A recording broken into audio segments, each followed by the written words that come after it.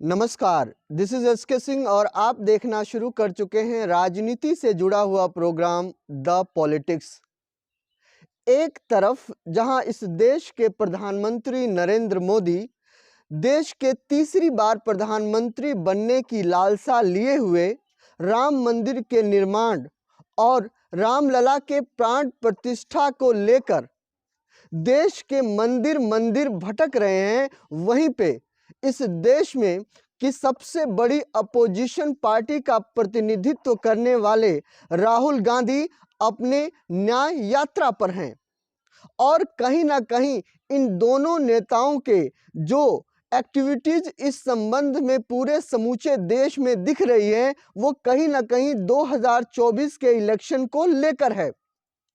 लेकिन अगर आप राहुल गांधी के न्याय यात्रा को देखें तो वह अपनी न्याय यात्रा के माध्यम से वो ये बताना चाह रहे हैं कि देश की जनता के सामने जो उनके जो वास्तविक मुद्दे हैं जिनको धर्म की चादर से ढक दिया गया है, कहीं ना कहीं वो घूम घूम कर इस न्याय यात्रा के माध्यम से इस देश को बताना चाह रहे हैं। लेकिन इस बताने के पीछे कहीं ना कहीं अपनी पार्टी को दोबारा जिंदा करना और आने वाले 2024 के इलेक्शन को लेकर ज़्यादा से ज़्यादा वोट बटोरने की जो कवायद है वो कहीं ना कहीं इस देश के असम राज्य में दिखी। इस समय राहुल गांधी की न्याय यात्रा नॉर्थ ईस्ट के असम राज्य में है।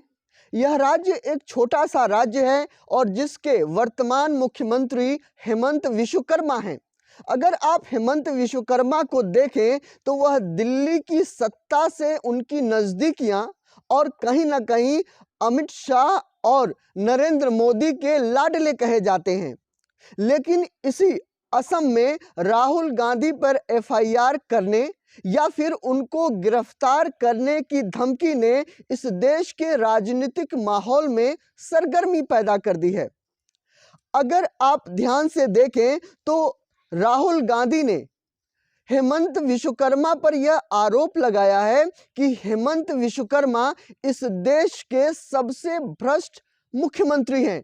आइए सुनते हैं कि राहुल गांधी इस विषय में क्या कह रहे हैं। हिंदुस्तान का सबसे करप्ट चीफ मिनिस्टर आसाम का चीफ मिनिस्टर है। सबसे करप्ट चीफ मिनिस्टर आसाम का चीफ मिनिस्टर है। परिवार के सब मेंबर, चाहे बच्चे हो, उनकी बीवी हो, कोई ना कोई करप्शन में सबके सब लगे हुए एक साथ। हिंदुस्तान का सबसे भ्रष्ट चीफ मिनिस्टर, सबसे करप्ट चीफ मिनिस्टर आसाम का चीफ मिनिस्टर है।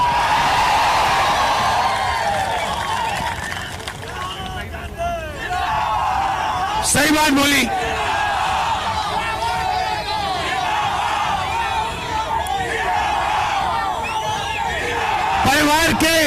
परिवार के सब मेंबर, चाहे बच्चे हो, वो स्वयं हो, उनकी बीवी हो,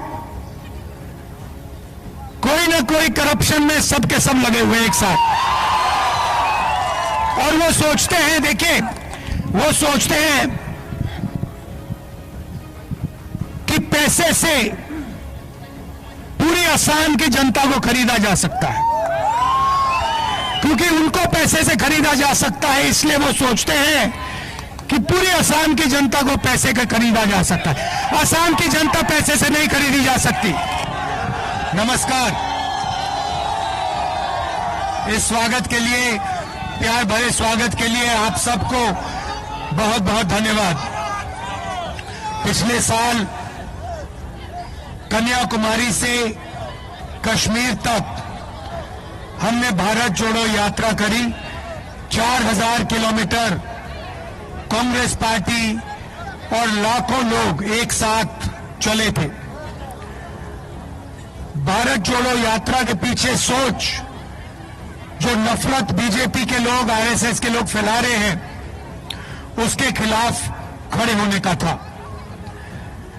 वो धर्म, जात और भाषा का प्रयोग करके हिंदुस्तान को टुकड़े टुकड़े में कर रहे हैं और हम चाहते हैं कि देश एक साथ मिलकर काम करे। हर धर्म के लोग, हर हर जात के लोग, हर प्रदेश के लोग मिलकर एक साथ आगे बढ़े। तो आपने सुना है कि राहुल गांधी ने इस हेमंत विश्वकर्मा पर जो आरोप लगाए हैं, वो आरोप कहीं ना कहीं जो असम की राजनीति है उसको प्रभावित करने वाली है।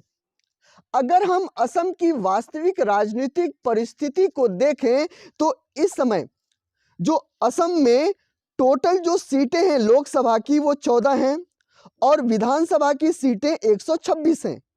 इस समय मौजूदा समय में बीजेपी के पास 9 जो है कि लोकसभा की सीटें हैं और विधानसभा की जो है और कांग्रेस के पास 3 हैं, जबकि बीजेपी के पास 75 सीटें हैं और कांग्रेस के पास 50 सीटें हैं।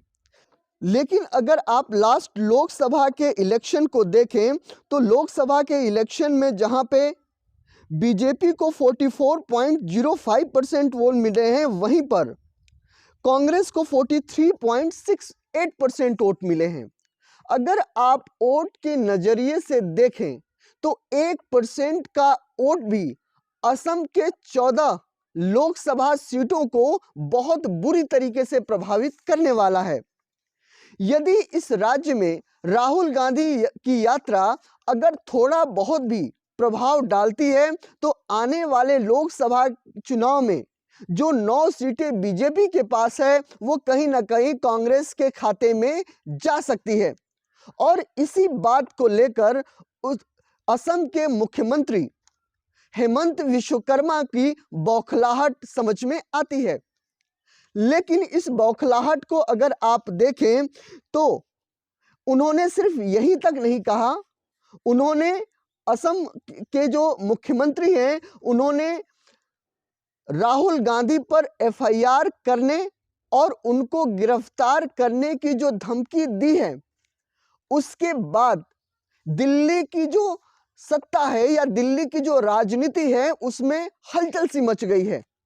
क्योंकि अगर राहुल गांधी को असम में गिरफ्तार किया जाता है तो कहीं ना कहीं इस देश की राजनीति और मीडिया के जो बीच इस देश के जो वास्तविक मुद्दे हैं कहीं वह धर्म पे हावी ना हो जाएं।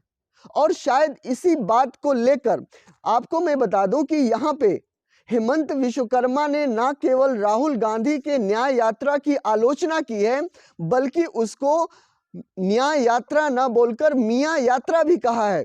तो कहीं ना कहीं हेमंत विश्वकर्मा ने मुस्लिम और हिंदू के ध्रुवीकरण का मुद्दा उठाकर और राम मंदिर के पूरे प्राण प्रतिष्ठा और उससे हुए जो माहौल जो पैदा हो रखा है, कहीं ना कहीं वो इसका भी इस मुद्दे से जोड़ना चाहते हैं। लेकिन इस दिल्ली की सत्ता ने कहीं ना कहीं दिल्ली की सत्ता के कहने पर विश्वकर्मा पीछे हटे हैं और उन्होंने राहुल गांधी के गिरफ्तारी पर रोक लगा दिया है।